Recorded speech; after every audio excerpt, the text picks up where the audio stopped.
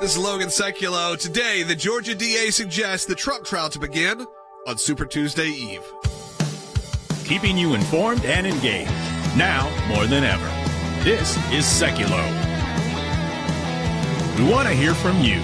Share and post your comments or call 1-800-684-3110.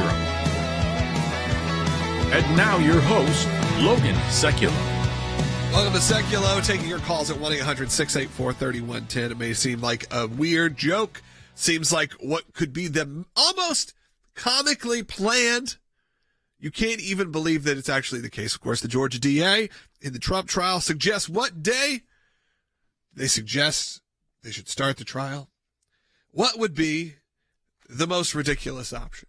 And of course, that is starting the trial on the day before the eve of Super Tuesday. That's right. If you're not familiar with Super Tuesday, that is the kind of the big day in the primary circuit.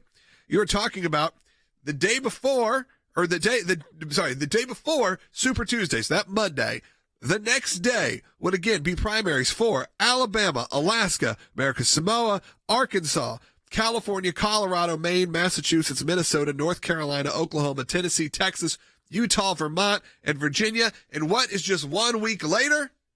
The primary for the state of Georgia. If it didn't stink already of interference, I don't know what could possibly. I don't like coming on here and every day talking about this type of situation. But when you have this much ridiculousness happen, well, it is impossible to ignore.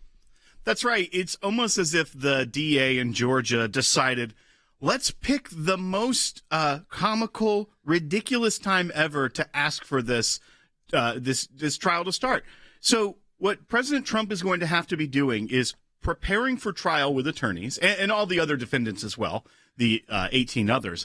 But him specifically, while he's preparing, there's 15 states on Super Tuesday. You don't just go to one or just do a online rally. You go to those states. You're flying all over the country.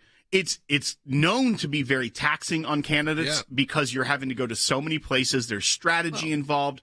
But he's not only going to be having to campaign in 15 potential states, he's going to have to be preparing for a trial if the DA gets her way in this, and then also preparing for all the other primaries that are be going on, including Georgia's own primary the following week. So if it didn't already stink of election interference or meddling, how do you explain this away in any other way other than, what day could we choose that would really throw a wrench in the plans? It's insane. Of course, the day before of that is the caucus for North Dakota. A couple days before that is for Idaho. So you're talking about a lot of states back to back leading up to this again. So again, it's not like the trial would last a day. The trial would last days and days and days, likely, maybe weeks.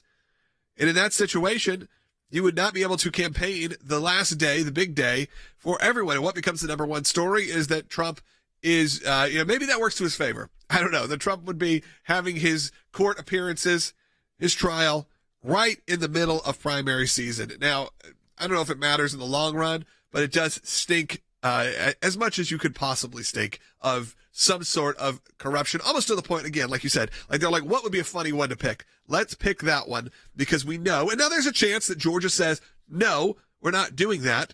You're not going to be able to put this up. Look at the candidate schedule or the defendant schedule at that point.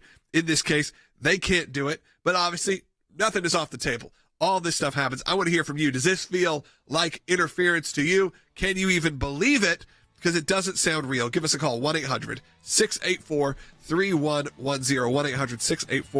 1-800-684-3110. At the same time, we're in the middle of our Life and Liberty Drive. Again, you've heard about, obviously, all the attacks that are happening on Christians throughout the world, but throughout this country, it feels like the Biden administration has been waging a war on Christian faith, and it's not even paranoia at this point, guys. It's fact. You have Bibles being ripped out of kids' hands, pastors being arrested just for praying, churches are prohibited from worshiping on their own property, and we know the deep state FBI just admitted to a judge that they collected over 1,200 pages for their radical Christians who are just pro-lifers, essentially. And we found that out in our FOIA documents, and we couldn't do that without you. That's why our Life and Liberty Drive is so critical right now. So go to aclj.org. We can stop them, but we can't do it without you. aclj.org, taking your calls coming up. County DA Fani Willis is wasting absolutely no time in moving ahead with the Georgia election interference case. Fani Willis has proposed a March 4th trial date in her racketeering case against former President Trump, creating a possible calendar crunch that's one day before Super Tuesday and weeks before Trump is set to go on trial in Manhattan, all sandwiched between two potential special counsel trials in January and May. No chance that this case is going to be tried. If it's tried, I don't think there's any chance it's going to be tried before the election in 2024. Obviously, it could. And sometimes when it can't happen, it does. And it's never good. But I don't anticipate this happening. There are too many defendants, too many lawyers. We have at least 19 lawyers. And we know that there's going to be motion after motion. Each lawyer is going to be concerned with his or her client. It seems a little far-fetched, I mean, to be honest, because, you know, there's going to be between now and then there's so much that has to happen.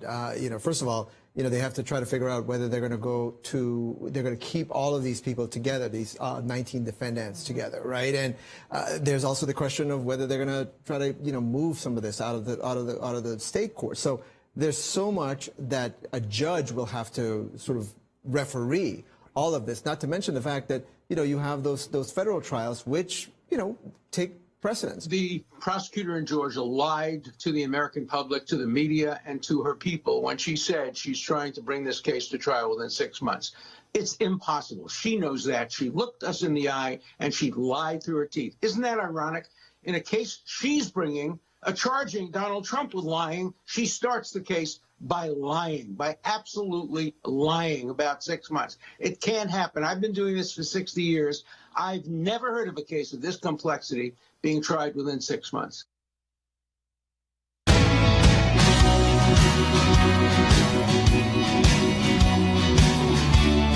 Welcome back to Sekulow, taking your calls at 1-800-684-3110. I want to play a clip here from Sean Hannity's show. That was from just yesterday, because this is when this news broke. This is from Matthew Whitaker on Sean Hannity, talking about preparing potentially for a Super Tuesday, the week of Super Tuesday, Trump trial in the state of Georgia.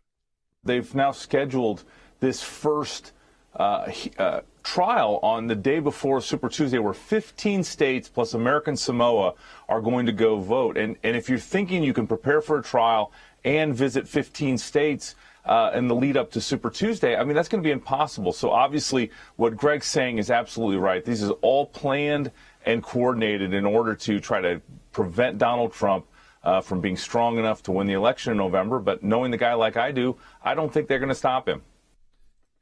So what's interesting about that is, one, it does bring up that Matthew Whitaker, who was the former acting attorney general, other people are not calling this, oh, of course it's above board. He sees this kind of as we do, that, of course, you're picking this date for a reason. You're trying to weaken President Trump, and you're trying to interfere with how he would campaign and in his attempt to be reelected in 2024. That's in the middle of the primary season. The Super Tuesday delegate hall is one of the largest halls. That's why they call it that. So if you do really well that day, it sets you up in a prime position to be the nominee. It's not only Georgia the next week. There's about 5 other states. Mississippi is one of them, a couple of other states as well that have their primaries in that week. You're in the middle of campaign season. So if you do that, but then also think about what also this district attorney is pushing for. She wants all 19 defendants to be tried at the same time.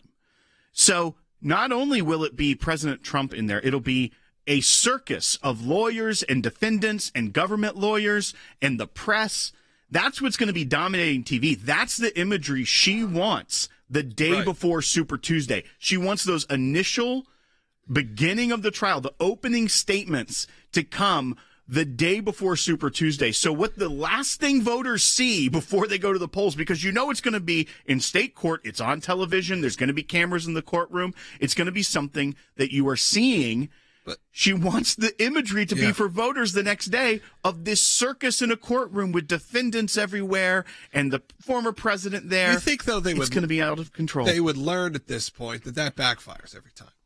That his poll numbers go up whenever they indict him, that this thing happens, that people see this, they see the corruption happening, and they have no choice but then to vote for Donald Trump. That's what happens. I think that's what you've seen in the poll numbers just shift in the last 6 months.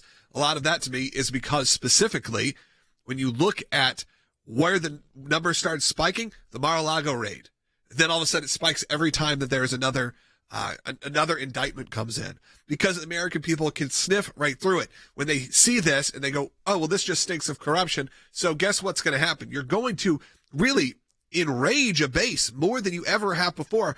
And I think it's backfiring. You don't understand. I don't understand how the Democrats, who are clearly trying to go at this from a different way to try to take down Donald Trump, don't understand that this is not the way to do it. There are other ways you may be able to creatively get people, at least not even on your side, but not on his side. But instead, you've taken the worst path. You've taken the path where you fully do not understand your own, the American people. You do not understand the Trump base. You don't. You're silly if you think so. If you don't think that this is just another shot, in the arm to the Trump audience to go, boom, of course, this is what's going to happen. And this becomes a meme and this becomes what's trending. And we're seeing it right now trend. We're seeing it become a viral moment for Fani Willis. Why? Because it stinks of corruption. We see that over and over again. Let's go to the phones. Let's go to Elliot, who's calling in the state of Georgia. Elliot, welcome.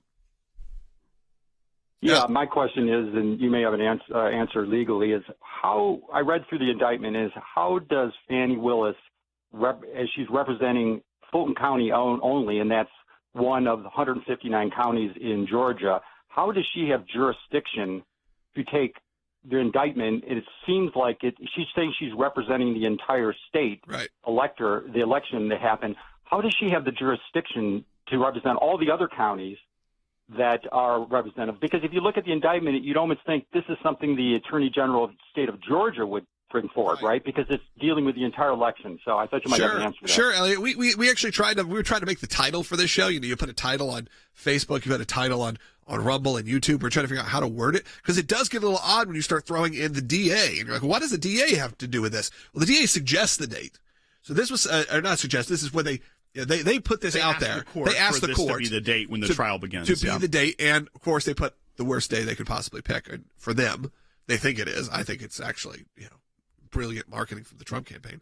But when it comes to that situation, that's how it works. So a judge and whoever makes the final decisions can make that final decision to say, no, this is not right. We will have to see if that's the case. It really depends on who you're going up against. But when it comes to Fani Willis kind of representing the state of Georgia, is it really where the case is laying? Well, and part of this, once again, is so a DA will bring charges that are state charges against defendants where these crimes happened in their jurisdiction. And part of what this entire case is, because it is the RICO case, and that is the racketeering and corrupt organizations claims that she's bringing forward here, that's where, even if you read the indictment, there are instances that she is alleging furthered the crime in Fulton County, Georgia, that happened in Michigan and in Pennsylvania. So what she's doing by making it a broader conspiracy, she's trying to build a case that he violated in her district the RICO statute of Georgia. She doesn't bring county violations like parking tickets and things like that. She still charges with violations of the state of Georgia's code. And that's what she did here. So I understand his question about jurisdiction, but I haven't seen many people question the jurisdictional issue. No. But what we are starting to see, and this is coming out of a state senator, Colton Moore, from Georgia Senate District 53, and he has sent a notice to Governor Kemp and has undersigned other state senators that reach the threshold that under the state constitution would allow for these requests to be made.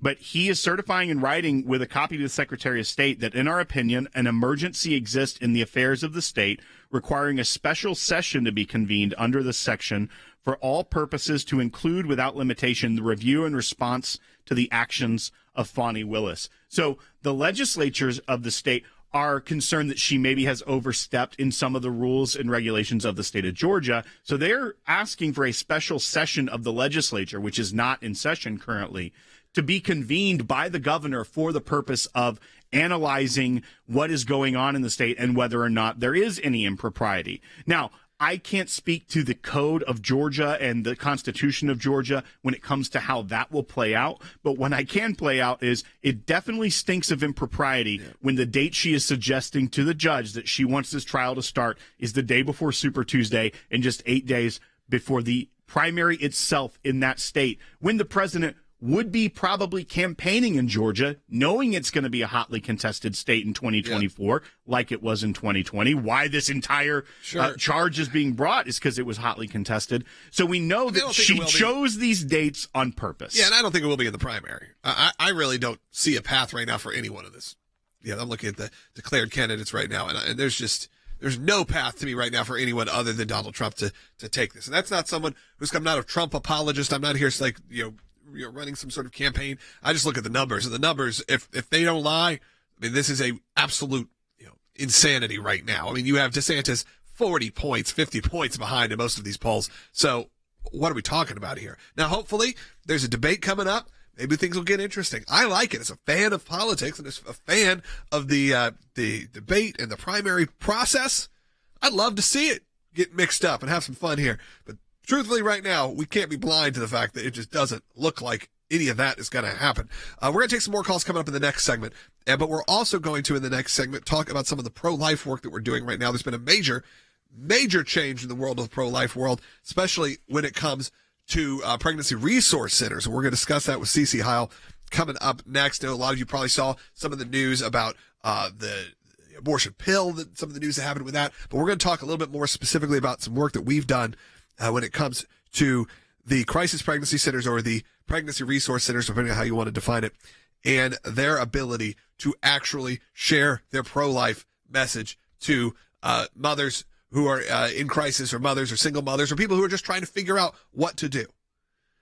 And we're going to talk about that coming up. But we're going to keep the conversation going also about Fani Willis, state of Georgia, and President Trump. Again, if you're just tuning in, because there are a lot of people who just joined us on Rumble, what we're talking about is the fact that guess what day was picked for Trump's trial to begin in the state of Georgia, or suggested by the DA? Of course, the day before Super Tuesday Eve. So we're going to just keep discussing that as well as move on to some other topics as well. We are in the middle of our Life and Liberty Drive, and really we're going to hit that coming up in the next segment. You're going to hear about the life portion of our Life and Liberty Drive. We are talking about stuff that is just on the tip of the iceberg when it comes to whether it's the FBI placing spies in churches, or whether that's, churches being prohibited for their speech, or you'll hear some of the speech issues that are going on right now in these pregnancy resource centers and why we're there and why it's important to get involved in the ACLJ. And right now, it's the first time we've ever done this. It's the Life and Liberty Drive, and all of those funds are matched. So go to aclj.org right now. Overnight, a Georgia district attorney charged former President Donald Trump with a new set of charges related to the 2020 presidential election. I read this thing twice last night, once this morning. I am incensed by the allegation of 41 counts, most of which are lawyers doing their job, saying that the lawyers were involved in a racketeering, influence, corrupt organization scheme on the election, and they were advocating legal positions. What this Georgia DA is trying to do in Fulton County is scare attorneys from taking cases. That's exactly correct. And that is not America. That is Russia. And that's not even maybe even Russia today. That's communist Russia. That's like Stalinism. The practice of law now is dangerous if you're representing a movement. And I've represented movements my whole life. And I think this is one of the greatest attacks on liberty we have seen in our lifetime. They figured it out, the left. Go after the lawyers. If you can go after the lawyers, you end the fight, because there's no one there to stand up in the breach. We're supposed to be the bulletproof vest of our clients. You can't do that when they're threatening you and putting you in jail. Represent Donald Trump, you're also a criminal. Take that theory further. If they get away with doing this time, again, people won't be able to find attorneys. You're a criminal if you don't agree with our position. You're a criminal if you advocate a position that ultimately a court says is wrong. These lawyers are losing their personal liberty for representing a client who happened to be the President of the United States. You want to help us help them? Go to aclj.org right now. Join our Life and Liberty Drive, and this is the Liberty portion of that drive. Your gifts will be doubled. aclj.org. Do it today. We encourage you to be engaged in this incredibly important issue.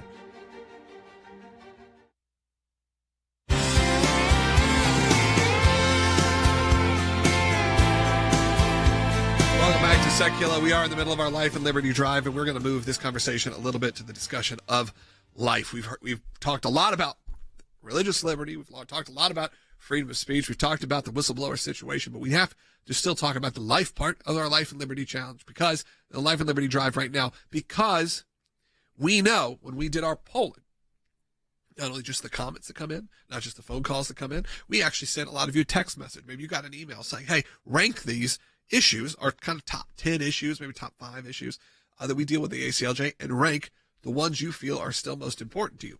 And obviously last year we had the overturning of overturning of Roe with the Dobbs decision, and a lot of people took that as a big victory, and it was a big victory. And I don't want to downplay that, but what it did was open up tons and tons of cases and tons of really pent-up frustration from a lot of people. And look, we'll be honest, let's just be completely clear.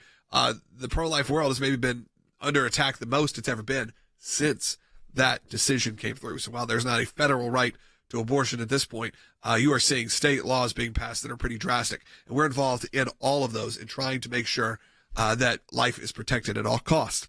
This actually also comes to the situation when it comes to freedom of speech and our Life and Liberty Drive, because right now we're joined by Cece Heil, who can kind of explain what's going on right now in the world of pregnancy resource centers. And that's sort of the term that's referred to. If you heard a crisis pregnancy center, same thing. Pregnancy resource centers, more how it's referred to now, mainly because of the way the topic has even shifted. I mean, I'll be honest.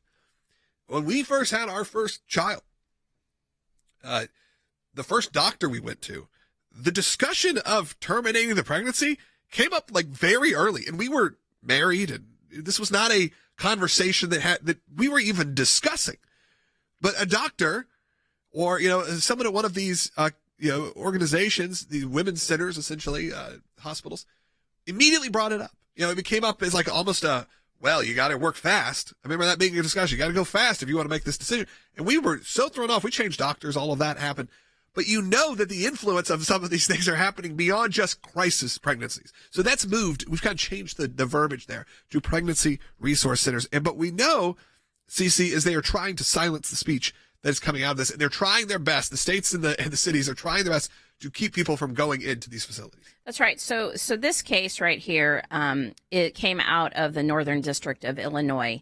And Illinois had passed a law which was going after these pregnancy resource centers, amending their Consumer Fraud and Deceptive Business Practices Act.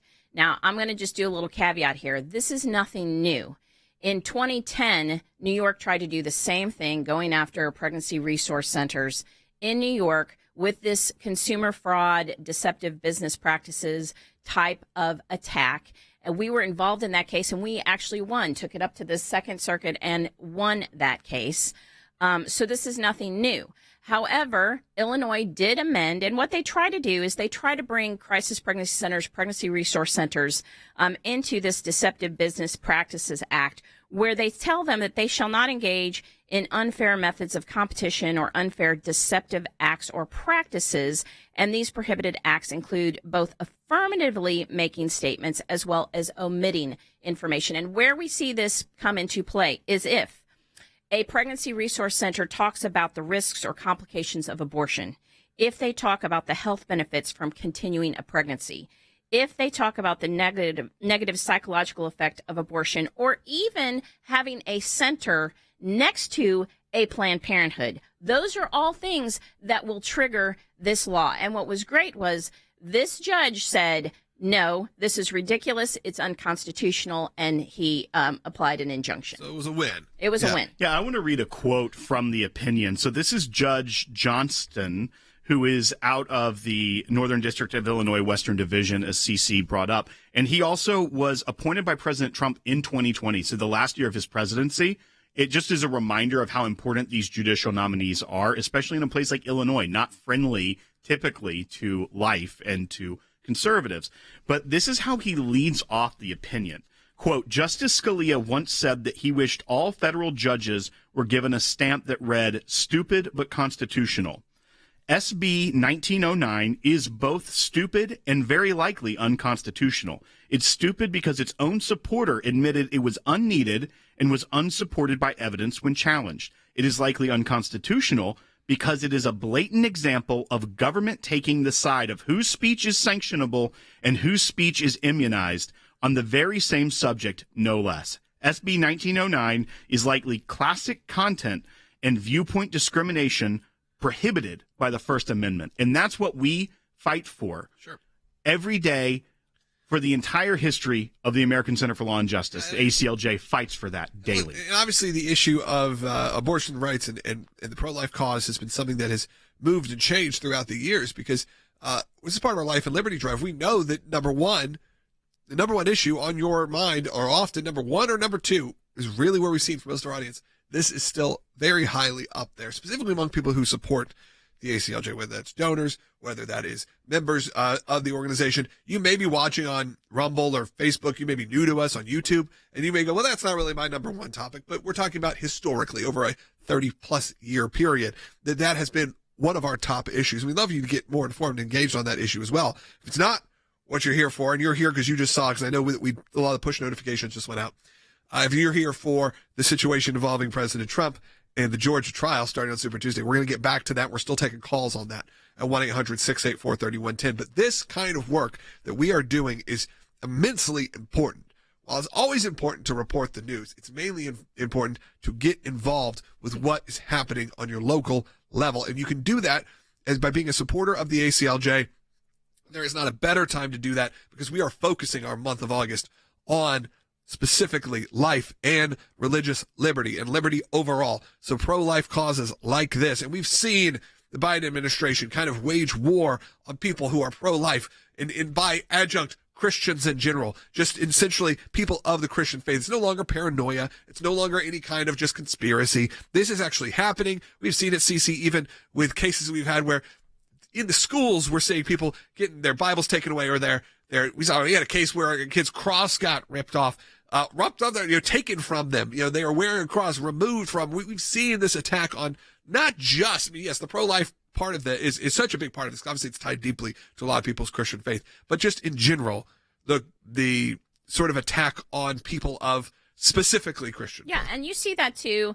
That when the Biden administration literally puts basically a war out or cries for war against Christians, conservatives, you see that across the board. And you see that trickle down to exactly what you're saying. Schools, you see, the FBI going after pro-life protesters. And you see that when the administration sets a policy, it trickles down. Yes, and this is a much bigger process. And when you have people like CC and our ACLJ legal team that are really boots on the ground doing this work, we can't do it without you. And I don't know how to really express it even more. You may listen to a lot of broadcasts. Likely you do. Some people just listen to us, great. That's fine too. But the ones who listen to spend their whole day watching different cable news or watching Rumble or watching YouTube and finding out all the different nuances. Remember, unlike everyone else, and I mean it, unlike everyone else, the difference is when this show ends, the work doesn't stop. We don't just come back tomorrow, report the news. Immediately when this show is over, and right now as we speak, because obviously we're just a couple people involved in a massive organization that is going into the courts and getting things handled. We are going to Washington, D.C. and getting things handled. We are involved in the media world, and so much more of that is coming, because we know the attack on Christianity, the attack on people of faith is really, really prominent right now in the world that you're getting just entertainment or news or whatever it is, and we're going to be involved in that in so many different ways. We can't do it without you. We got another half hour coming up. If you don't get on your local station, find us broadcasting on social media. I'll be right back. Freedom is never more than one generation away from extinction. We are not promised to be the greatest country in the history of the world forever. Ronald Reagan warned us, you cannot just sit back and let someone else do the work. You can't hope that someone else is going to fight for you. You have to get involved. Many great civilizations have lasted roughly 250 years, not because of war, not because of energy or water issues, but because of infighting. And I fear what's happening to our country right now is that we're being ripped apart. And there are a myriad of ways where you can raise your voice. Through the ACLJ, we try to make it easy. Get involved. Go to aclj.org. If you're unwilling to meet this challenge, then you'd better start preparing, deciding what you'll tell your children it was that you found more important than freedom. They'll want to know. Keeping you informed and engaged, now more than ever. This is Sekulow. And now your host, Logan Sekulow. Welcome back to Sekulow. We're going to start things off this second half hour by taking calls. If you're brand new to the show right now, you know we have been talking about what is going on in the state of Georgia, which we have a suggested trial start date now from the Georgia DA, Fani Willis, and of course his win on the eve, the day before Super Tuesday. Just a consequence. Just a coincidence, right? They're like, what's good? A little bit before spring break. Maybe they thought, when can we do it? Get it over with early in the year, right? Of course. Can't do this in any other time. Let's go ahead and take some phone calls related to this. Let's go to Dio, who's calling first in Washington. You're on the air. Hello. Thank you for taking my call. I appreciate all you do. About this, you talk about making this a circus. This is, I must think the American people are not very bright or something because they're making this so obvious. Yeah. And especially if they're going to try all the people at one time, are they trying to hamper these defense attorneys by making it this way? Yeah, Dio, we've had a lot of discussions about that, and I want to kind of say that we'll probably discuss that much more at length another time. But when it comes to, you said, the circus and how stupid they think we are, I don't know if they think that way. I think they think what could be the worst thing that could happen to President Trump. And in their heads, it's to put this on the day before Super Tuesday, keep him from being able to campaign, keep him from getting out there. I do think that it is specifically tied to this. However, I think they totally misunderstand and misrepresent the conservative Trump-supporting audience. I don't think they get it at all. I saw some people comment, by the way, they were like, oh, Logan, he always talks about other candidates too. He talked about DeSantis. He talked about he wanted to see a fun debate. I just want to see a fun debate.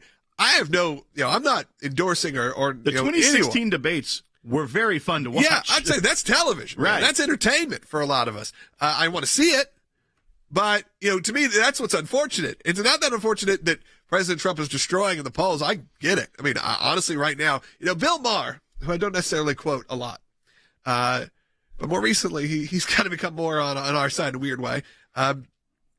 He said something to the effect of, and it really was the first thing that really rang true to me.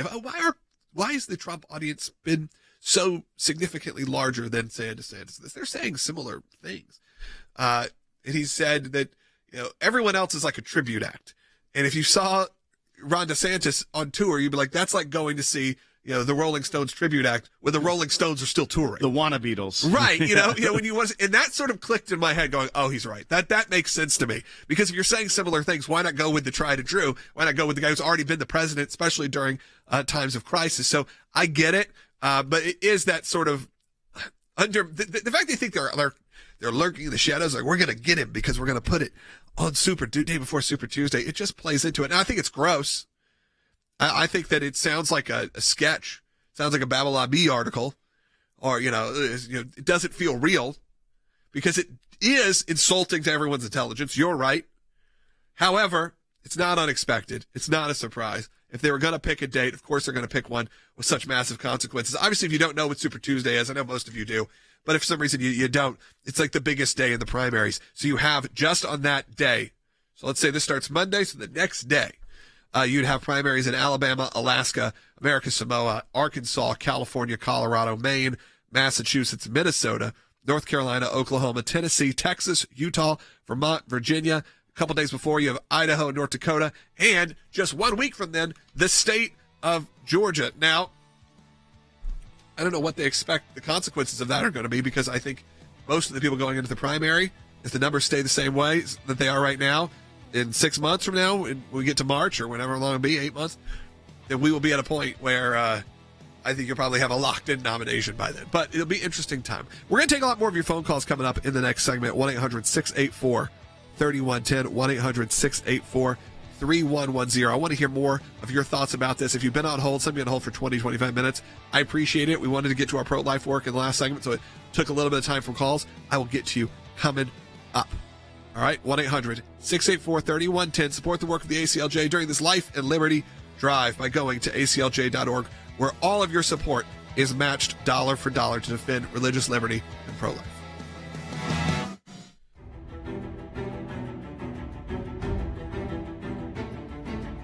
The ACLJ has a long and distinguished history in fighting for liberty. At the ACLJ, this is our number one issue. It's why we're founded. It started with Jews for Jesus and their ability to engage in evangelism. Then it became whether students in high school could start Bible studies and Christian fellowship organizations and events like See You at the Pole. That kind of set us up as the religious liberty team. Conservative groups were targeted by the IRS. Remember when we went after the IRS? We broke them after 3 years of pulverizing them in court. The Party of Tolerance just viciously attacked two peaceful pro-life advocates. Not of a pedestrian who attacked him, but a pro-abortion extremist. A former U.S. Navy chief and part-time employee was forced to resign his position because he wouldn't remove bumper stickers from his personal vehicle that were supportive of President Trump.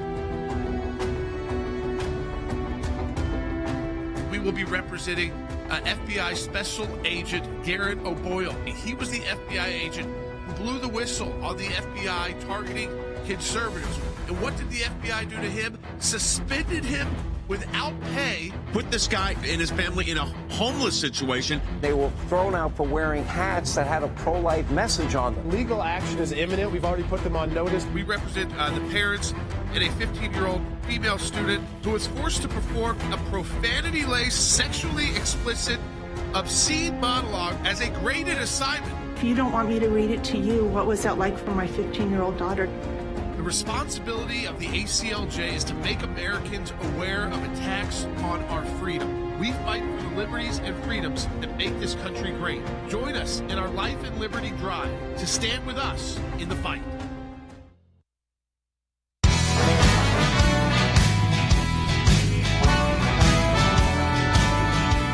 Welcome back to Sekulow. We're going to kick things off by taking your phone calls. Phone lines are jammed right now, but they'll open up. Let's just go in the order right now. They came in. Bill in Wyoming.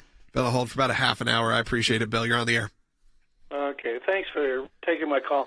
Now, this may sound strange. This is the way I'm thinking, but I'm kind of thinking that maybe this is going along the same line as the O.J. Simpson trial. Now, let me support my... Yeah, Bill, let's say, okay, where are we going here? Go ahead. I'm not discussing the trial, okay, what happened in the court case or anything like that. I'm talking about the aftermath. Mr. Simpson's reputation was completely shattered, however you want to describe it, and he became a joke. And maybe my thinking is that maybe if they can't ruin the former president by politically, maybe even reputationally. Now, I'm not too sure if my thinking's right, but... No, I understand where you're going with that, Bill, that, regardless, so I guess to take aside the fact that O.J. Simpson, what he was alleged to have done, but the idea that even though he was acquitted of that, his reputation was so destroyed, it's not like O.J. had a big comeback. I mean, occasionally he'd have a book out, occasionally you'd get him on Cameo doing a video, happy birthday for you. But it's not like he all of a sudden had a big career. And he had, right before that, obviously, was coming out of the Naked Gun series and all the different things. He was a pop culture icon beyond even his playing years. So I can get where you can put those two together. Now, what I do think is that we live in a very different time. And right now, nothing is being alleged President Trump did that would even come close, obviously, to what happened with O.J. Simpson. Want that out there. But what I do think is that the American people are a little more cynical now. They're a little bit more clear-headed when it comes to the way politics and the court and the FBI and all these things and how they all kind of work under a more political motif than they maybe ever have before. Right. So it's why the numbers go up when he gets indicted. If you probably took this to the 90s, where the only media you were able to consume was mainstream media, and there was no even Fox News at that point, then maybe you're right, because it would destroy his reputation. He becomes a joke on every television show, and that's it. But they've tried that time and time again. Well, and it goes back to the bite we played in the first half hour from Matthew Whitaker, where it said the strategy almost seems to be take up all of his time, so he doesn't have the time to go run for president in the proper way. He doesn't have the ability to to campaign in the states he needs to because he has to be at court hearings. He has to be in that's the pile-on we've seen. That's why this is the fourth indictment.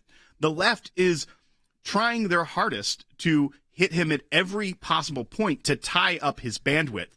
And that is sort of the playbook from 2020, where because of the pandemic, President Trump wasn't able to go do the campaigning that made him successful in 2016, along with other irregularities that came along with the entire election there.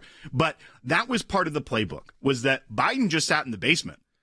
We all know that was the joke then, but because he couldn't get out, that's tying the hands of Donald Trump so he cannot campaign the way he wants to campaign seems to be their thought process. But it goes back to your point about poll numbers. Biden's poll numbers months ago were actually much better in the head-to-head race versus Donald Trump. That was one of the things the Democrats were banking on.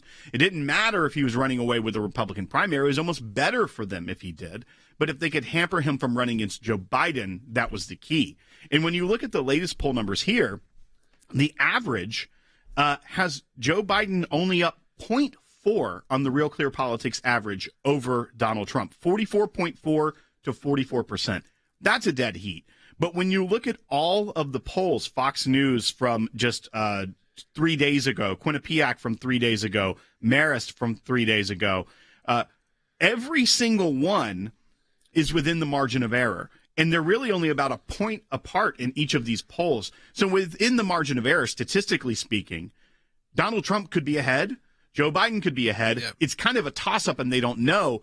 I think, to your point, all of these distractions that the left is trying to put on with all these multiple indictments and dragging it out is actually helping in the perception of the American people. And they're like, you know what? Even the people that were maybe on the fence are like, I'm just not going to respond to a poll this way. They're now saying, no, I would take Donald Trump over Joe Biden because they're fed up with it.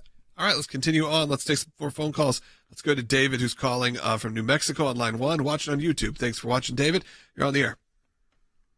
Hi, thanks for taking my call. My question is this. Now, if and when Trump gets reelected, all of these attorneys that are doing all these charges, including, the DOJ and all that, could they now be charged with a seditious conspiracy to undermine our elections? Now, Logan and I are both not attorneys, but we are surrounded by wonderful legal minds here at the ACLJ. From everything I've heard, no, that doesn't seem to be a thing that would be proving corrupt intent when they are putting forward, going through the normal processes of the law, whether or not it's unfounded or not. I don't believe that the district attorney could be held criminally liable. But when you talk about the consequences that are coming out when you have a special session potentially being called in Georgia by their legislature, there are political ramifications. You could be removed from office even though you are an elected position. It kind of goes back to that kind of impeachment type thought process when you think about a president can't be investigated. It is different. It's not that same level, but there are political ramifications that could flow from this in many places.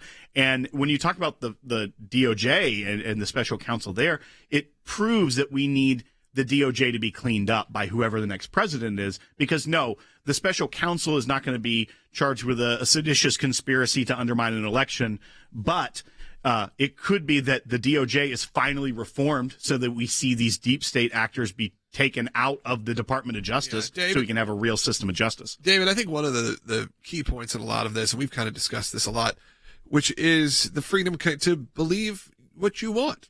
If you want to believe that there was a conspiracy, or that you want to believe that, you may want to believe the other way. You may believe that Donald Trump did all these horrible things. You have the right to believe it in our country. You have a right to believe the election was completely 100% legitimate. You have a right to believe it was not. And we, as people who believe in the freedom of speech and believe at the ACLJ that speech is protected like that you can choose to believe what you want to believe in this country, we're not going to throw you in jail because you have a different belief. That is what I hope.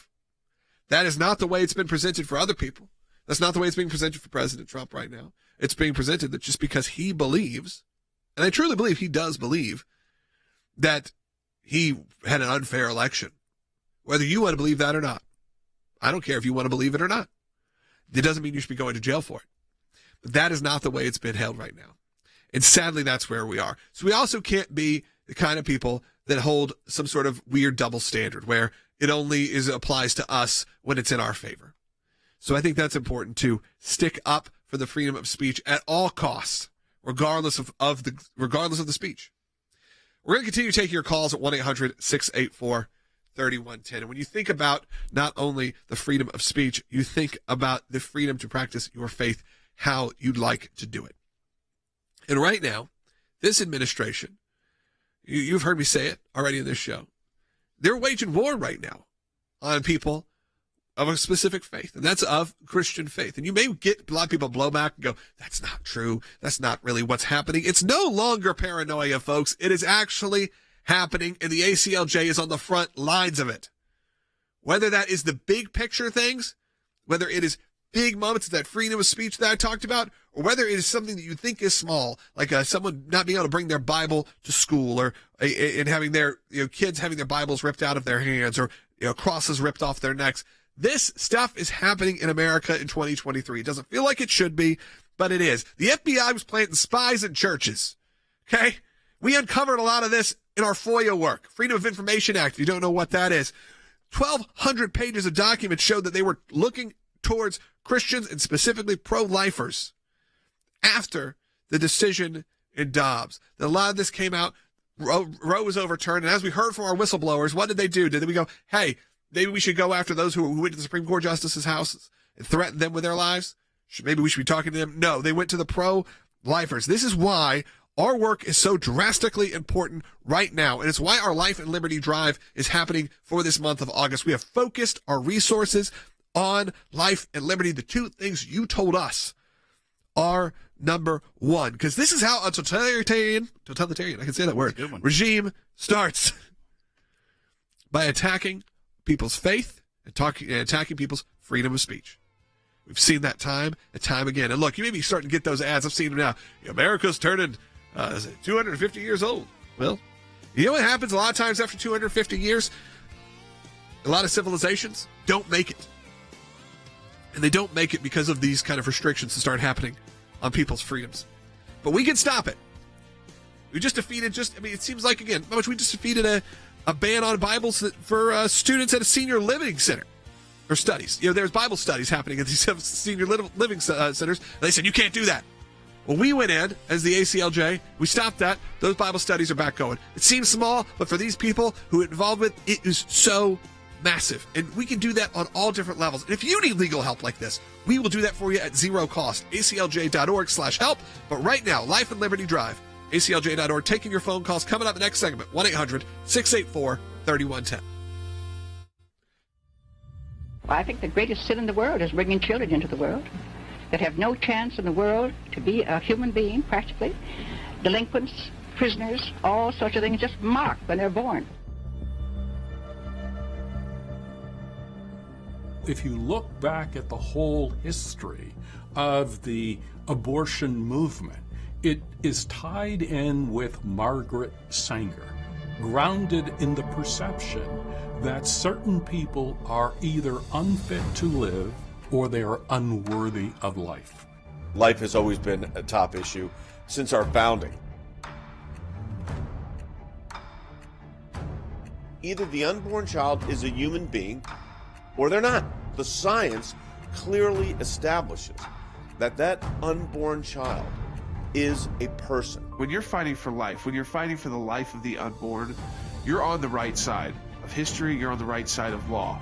The radical left has been relentless in trying to silence anyone who refuses to worship at the altar of abortion. We're going to have to flood the coffers of abortion funds. We are not going back. Not ever. You have released the whirlwind, and you will pay the price. Roe v. Wade has been overturned, and the question of abortion has been returned to the states. We celebrated this historic victory at the Supreme Court, but now it's time to put the hammer down and dig even deeper. This is a fight that is worth fighting for, and it's an issue that is, in our mind, not negotiable.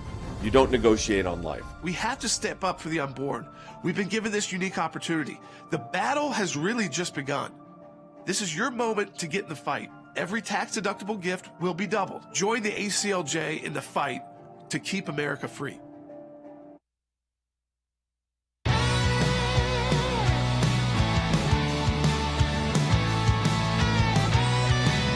Welcome back to Sekulow. We're going to take your phone calls. I'd love to hear more from you. 1-800-684-3110. Last time to call. If you're one of the thousands watching on social media, you get your comments in there, but I appreciate you call. So I like hearing your voice. Is this a good time?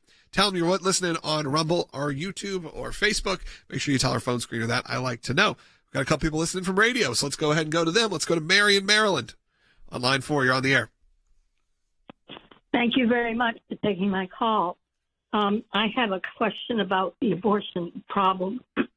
And I noticed that in the last segment, something was said about how the Supreme Court had voted to send the abortion question back to the individual states. And that got me thinking about the fact that there are people in states that are very anti-abortion, pro-life. And I was wondering if someone from that state could sue the federal government for spending funds on abortion, which take our taxes, those who disagree with it, and perhaps instead they should just let the states themselves that are pro-abortion pay for it and leave the other states out of it. Yeah. So, Mary, federal law right now under the Hyde Amendment is that federal funds should not go to pay for abortion. So what the federal government does is they get very creative in the way that they, especially when it comes to the Democratic Party, because they so heavily worship at the altar of abortion, is that they will then give money to Planned Parenthood for family planning services, for other types of aid that way. And so it really offsets the amount of dollars that then organizations like Planned Parenthood can free up their funding to cover the cost of abortion. So it's using the fungibility of money by taking $500 million from the federal government so that they can use their other funding, their outside funding, to cover the cost of abortions in many cases. And we've been calling it out for years. The problem when it comes to their accounting gimmicks that they use is that that's not something you can directly sue against, because it's the agenda of the left getting around loopholes in the law to continue to give money to pro-abortion groups. But one of the other issues that we see is that the Biden administration is so heavily committed to trying to provide abortions across the country that you see what they're doing, where they create a rule within the Department of Defense where they're reimbursing and paying for the cost of travel to get people in the military to go to different states to cover the cost of abortions. And there are challenges that are rising up out of that, because it is a concern that they're going in contrast to what federal law states.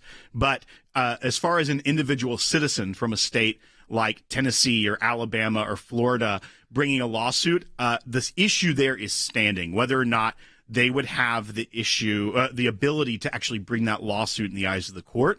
And a lot of the analysis is that a citizen couldn't. It would actually have to be sometimes a state, or it'd have to be a member of Congress. But those issues are being looked at by very smart attorneys to try to figure out how can we put it in to this ping pong approach that the Biden administration is doing to get around federal law. All right, let's continue on. Take some more calls. We'll try to get to as many as possible. Let's go to Charlene, who's calling in Arizona on line 1.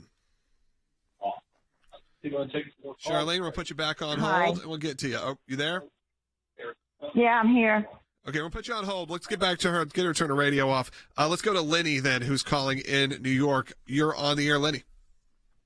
Yes, hi. My question is, with all the charges against President Trump and the investigations into Joe Biden, how can we be confident moving forward that these things will be resolved properly, considering all the corruption that's in the path they have to take? Look, I think that's a big question, Lenny. That's something that we've discussed here, which is crazy. You're going to have probably, as of right now, if all things shake out the way they seemingly are right now. I mean, you have a RFK Jr., getting 10, 15%. It's not enough to make any difference, really. As much as I know a lot of our listeners have liked some of the stuff he said. He had some issues with the life situation recently, and I think that probably took a lot of our supporters and said, okay, I can't really get behind him. But you bring up this sort of, if we're just going to be honest, the criminal side of what's happening right now, whether it's the investigations or trials or now the indictments that happen against, whether it's President Trump or President Biden. The fact that you'll have the two of them going. Sadly, I think this is the nature of politics in 2023.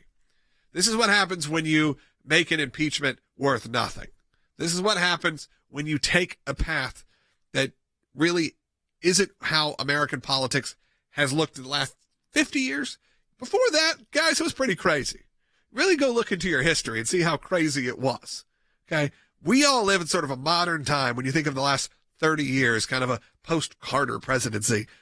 Even then, post-Carter, things kind of settled down a little when it came to the American presidency. But before that, you had Nixon, you had Kennedy, you had all these situations. We go right before that, man, you go back into Andrew Jackson, you go back into obviously Abraham Lincoln, everything that's happened historically. The world of politics has always been insane.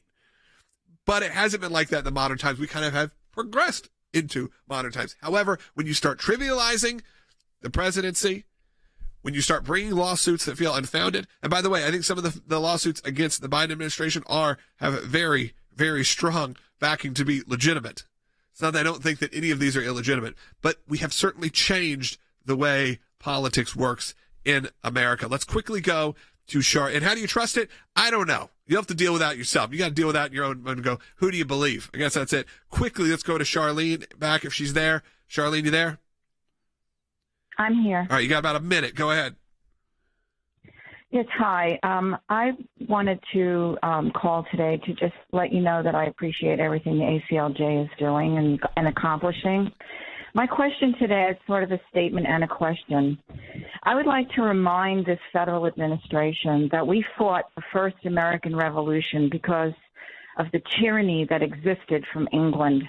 Short of starting the second American Revolution against the current tyranny being imposed on the country and the people from this now weaponized government, what can the citizens of this country do to fight the weaponization of the federal agencies? Because it doesn't seem like the state representatives are acting efficiently enough to stop the tyranny. Charlene, we are here for you. That is the point of the ACLJ. One of our biggest initiatives right now during this Life and Liberty Challenge. We have been talking about this Life and Liberty Drive. We've been talking about this over and over. The fact that it seems hopeless. But look at our track record. Our track record shows you it's not. We have taken on those three-letter agencies. We have taken many of them, gutted them, changed the way they work. There are people involved, like our whistleblowers that we were representing, or people involved that are going to stand up, and we can't do it without people like you, Charlene. We can't do it because that's how the American people actually can stand up to this. We do have a system, and yes, that system may seem completely bonkers sometimes.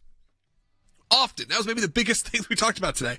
But there are times when we win, and we've won more than we've lost by a landslide, and we can't do that without your support. So I'm going to ask you, for the last time today, support the Life and Liberty Drive. We have seen the war waged upon us, and that is true. It is not paranoia, it's fact, as I've said now countless times. However, we can fight back. We have done it successfully. We will do it again and again, but we can't do it without your support. So all you have to do is go to aclj.org. Any donation that you make with your support, dollar for dollar, it's matched. It's all doubled from other great ACLJ supporters. But right now, you can defend your freedoms, and we can stop the corruption that's going on. We can't do it without you. So this is our Life and Liberty Drive. This is the most important month. This is the first time we've ever done it. Get involved. We'll be back tomorrow.